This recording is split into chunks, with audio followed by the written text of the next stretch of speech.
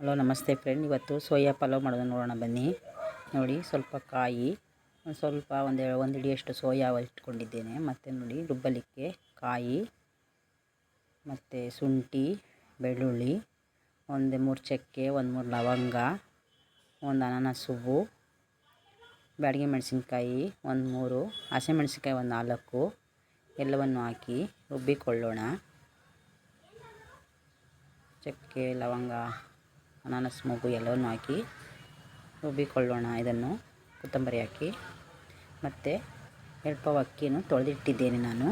ಈಗ ಮಸಾಲೆ ರುಬ್ಬಿದ್ದೇನೆ. ನೋಡಿ, ಸೋಯಾವನ್ನು ಈ ರೀತಿ ನೀರಲ್ಲಿ ಸ್ವಲ್ಪ ನೆನೆಸಿ ನೀರಿನಿಂದ ಬೇರ್ಪಡಿಸಿ ಒಗ್ಗರಣೆಗೆ ಹಾಕಿಕೊಳ್ಳಬೇಕು. ನೋಡಿ, ಕುಕ್ಕರು ಇಟ್ಟು ಗ್ಯಾಸ್ ಹಚ್ಚಿ ಕುಕ್ಕರ್ ಇಟ್ಟು ಎಣ್ಣೆ ಹಾಕಿದ್ದೇನೆ. ಒಂದು 5 ಚಮಚ ಎಣ್ಣೆ ಹಾಕಿ ಈರುಳ್ಳಿ, ಪಲಾವ್ ಎಲೆ ಹಾಕಿ ಫ್ರೈ ಮಾಡಿಕೊಳ್ಳೋಣ.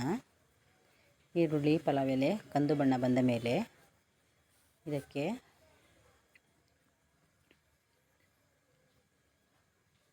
ಕಂದು ಬಣ್ಣ ಬಂದಿದೆ. ಈಗ ಇದಕ್ಕೆ ರುಬ್ಬಿರುವ ಮಸಾಲೆಯನ್ನು ಹಾಕೋಣ.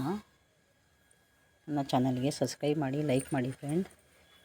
ಮಸಾಲೆ ಎಲ್ಲ ಹಸಿ ವಾಸನೆ ಹೋಗುವವರೆಗೂ ಫ್ರೈ ಮಾಡಿಕೊಳ್ಳೋಣ. ಈಗ ನೆನೆಸಿ ಇಟ್ಟಿದ್ದ ಸೋಯಾವನ್ನು ಹಾಕಿ ಟೊಮೊಟೊವನ್ನು ಹಾಕಿ ಫ್ರೈ ಮಾಡಿಕೊಳ್ಳೋಣ. ಇವೆರಡು ಸ್ವಲ್ಪ ಫ್ರೈ ಆದ ಮೇಲೆ ಇದಕ್ಕೆ ತೊಳೆದಿಟ್ಟಿರುವ ಅಕ್ಕಿಯನ್ನು ಹಾಕೋಣ.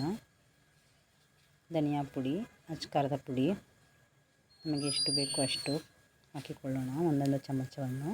ಈಗ ತೊಳೆದಿರುವ ಅಕ್ಕಿಯನ್ನು ಹಾಕಿ ಎಲ್ಲವನ್ನು ಮಿಕ್ಸ್ ಮಾಡಿ ಅಳತೆಗೆ ತಕ್ಕಷ್ಟು ನೀರು ಹಾಕಿ 1ಕ್ಕೆ 2 ನೀರು ಹಾಕೋಣ. ನೀರು ಹಾಕಿ ಎಲ್ಲವನ್ನು ನೀಟಾಗಿ ಮಿಕ್ಸ್ ಮಾಡಿ